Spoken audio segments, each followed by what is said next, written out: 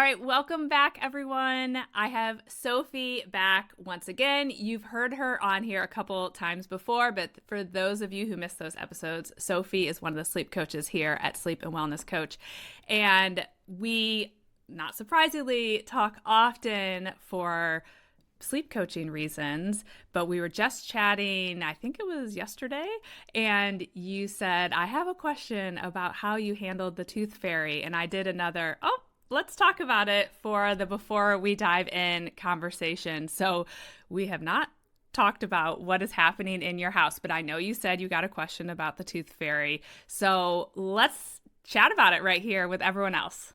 Yeah, and earmuffs if any parents are listening with little ones that might catch on. Good call. Good call. Yeah, so she's in pre-K right now. She's 5 years old and she's in pre-K. She came home this week and said two of her friends in class lost teeth. And so I started to panic because I have no plan yet. So I was super curious about what you did with your girls because Marlo is someone who is suspicious of like magical creatures as well, like Santa, leprechauns, Easter Bunny, you name it. She has a lot of questions about how they work. So I know Addison was similar as well. So I'm curious how you handled the tooth fairy from that perspective. And then also the gifts that these kids got were so different. So I don't know what to do. Tell me what they were. Yeah, so one friend came home with her tooth, and the next day she came back with a necklace, and Marlo said 2 monies. So I don't know what that means, if that's like $2 bills, 2 coins. The other kid, and again, this is secondhand from a 5-year-old, but he lost his tooth in the car. And so he didn't get anything from the tooth fairy. So 2 very different stories. Yeah. And I can't help but wonder when they're going to find that tooth in the car, if there is any truth to that. But yeah. Oh my gosh. So wondering That is so funny. what your girls got from the tooth fairy as well. So it's interesting. I don't recall them ever asking me specifically about what the tooth fairy would bring prior to losing their teeth. Obviously, once they lost their teeth, I don't remember having to explain the tooth fairy. So I think they had heard about it and they knew what it was. And so I later learned that I am a cheap tooth fairy. So I would give them $1 is what I gave them. And sometimes I'd give them maybe $1.25 because the whole 2 monies concept, they got excited if it was like a dollar bill and a coin. And so that's what I gave them. And I just saw a post about the going rate right now for the tooth fairy is over $5. And I was like, wow, that's a lot of money for a pre-K child. But I did have them tell me up until Ainsley, she just learned about the tooth fairy not in the last handful of months. And they would tell me what other kids got. So sometimes I would hear, so-and-so gets $5 for the tooth. And I initially, with Ainsley, I could just kind of be like, wow, that's interesting. But as you mentioned, Addison is my person who asks a lot of questions. And I always say with her kind of radar for the common sense things is really high. Like, that just doesn't make sense. Why would it be different? And so what I took with her, the approach I took with her was similar to what I had already done around questions about Santa Claus and the different types of ways parents were approaching Santa Claus. Like, some Santa Claus wraps some kids' gifts and doesn't wrap ours. And so I did the same sort of thing where I'd say, I can leave notes for Santa Claus or the tooth fairy and say what I think is reasonable for us as a family. And so that was the approach I had to take with Addison. Ainsley just didn't push back too much. So I always think less is more. If you don't have to answer these questions when we're already kind of living an odd thing of surprising / deceiving our kids. So I just with her would say, I get to leave a note and let them know. I usually leave it on the counter after you go to bed, what I think is reasonable in this house. And if they say why, I just say, that's what your dad and I think is reasonable. So I just really stuck to that with the whole Santa Claus thing and the tooth fairy thing. And surprisingly, I did not get a ton of pushback. Did she ask you what the tooth fairy will bring her? Oh yeah, she already asked. So And you yeah, said, I I don't was know? totally unprepared, and I just said, "Oh, I don't know. We'll have to figure that out." Yeah, so there you left the door open to deciding how you guys want to navigate the whole situation. It's interesting about the child who got nothing because we've had lost teeth. One got swallowed. There's been a handful of random stories of how we've lost teeth, and I would always just have her write a little note of say why you lost your teeth, or when she was little and couldn't write, I might write a note because I just wanted to like wrap it up. And if I found that tooth, I just wanted to be done with it and not reopen it. But the tooth fairy made me nervous, frankly. Every time I went in there, because my kids are such good sleepers, they are not used to finding me in the room.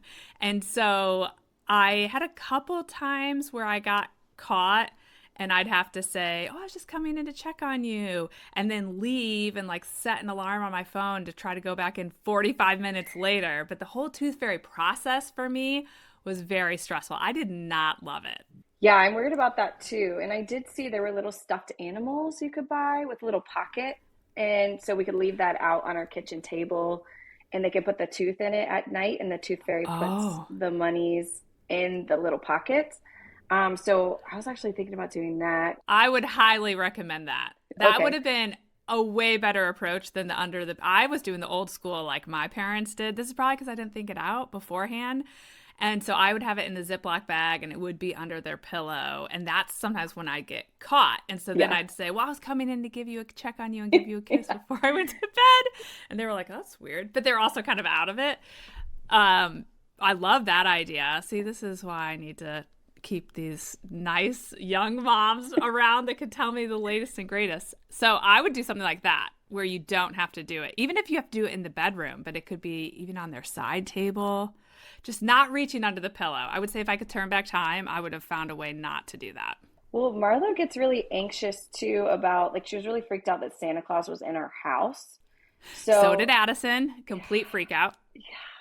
So Yeah, I also like the idea of maybe the little stuffed animal being outside of her room so she's not anxious totally. at night thinking that the tooth fairy or a little fairy she doesn't know is going to be in her room at night. So I might, yeah, just leave it downstairs for her or on the front porch.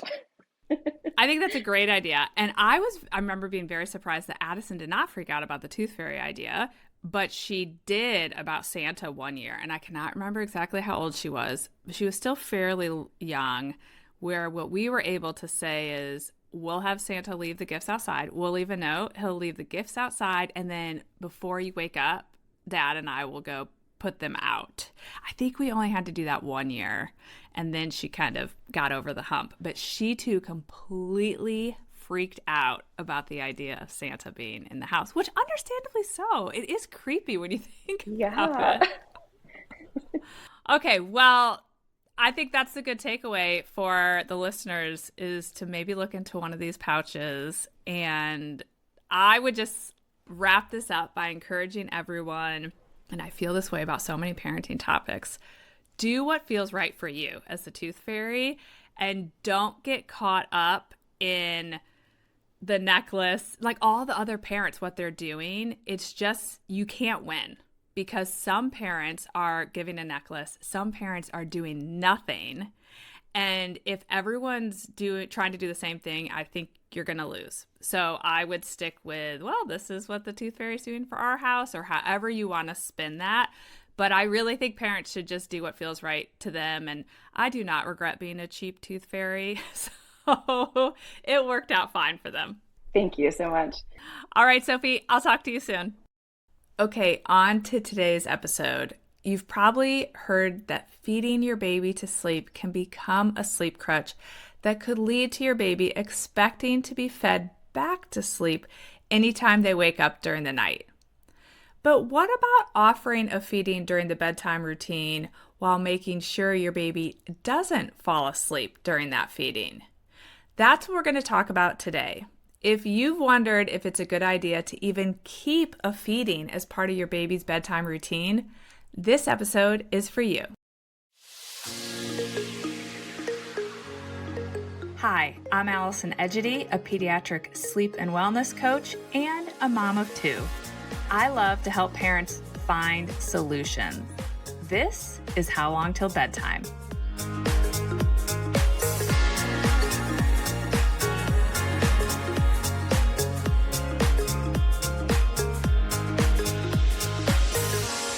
So let's talk about it. Should feeding be part of the bedtime routine? Yes. In most cases, I actually think it should be. For many babies, that final feed is a really calming and cozy part of the evening.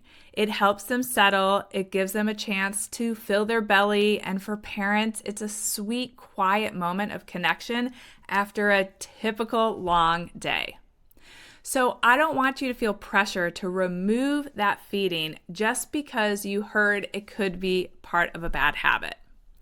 The real key here is how you include the feeding in the bedtime routine.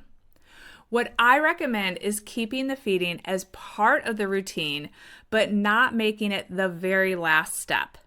Instead, aim to offer the feeding with the bedroom lights still on. I like the room to be dimly lit, but definitely with the lights still on. And make a conscious effort to keep your baby awake during that feeding. That might mean tickling their cheek, talking to them, or even popping them off the breast or off the bottle if they start to get too drowsy or close to dozing. Then, after the feeding, I suggest adding in at least 1 or 2 more steps before your baby goes down into the crib. Reading a short book and or singing a short song are perfect options. These steps help break the connection between feeding and falling asleep. Over time, your baby starts to understand that feeding might be part of their wind down, but it's not the way that they fall asleep. And it's not what happens right before they fall asleep. And that's the real goal here, to keep the feeding as a lovely, soothing part of the bedtime routine without letting it become the thing that your baby relies on to fall asleep.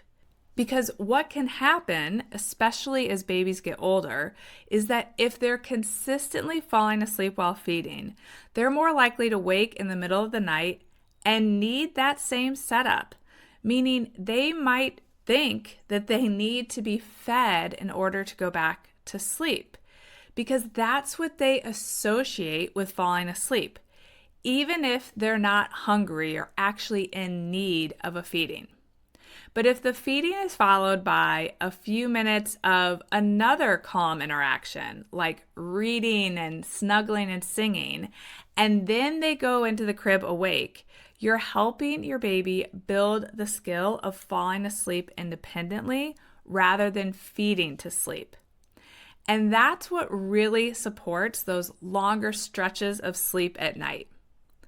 The bottom line is feeding before bed is not the problem. In fact, it can be a positive part of your baby's routine that sets them up for a longer first stretch of sleep. You just want to be thoughtful about the order to make sure it's not your baby's strongest sleep association. So if you've been second guessing that bedtime feeding, I hope this gives you some clarity. You don't need to take it out of the routine. I would just encourage you to keep your baby awake during the feeding and add a few simple steps before they're placed in the crib. It's all about being intentional and creating a routine that helps your baby wind down without becoming dependent on the feeding to fall asleep. If this episode gave you a little peace of mind or helped you rethink your routine, I would love to hear from you. You can always send me a DM on Instagram, @Sleep and Wellness Coach is my handle, and let me know what your bedtime routine looks like right now. If you know a friend who's been wrestling with this question, forward this episode to them. It might be exactly what they need to hear today. As always, thanks for being here. Bye for now. Thank you for listening to How Long Till Bedtime. To learn how we can work together to improve your child's sleep, pleep and wellnesscoach.com.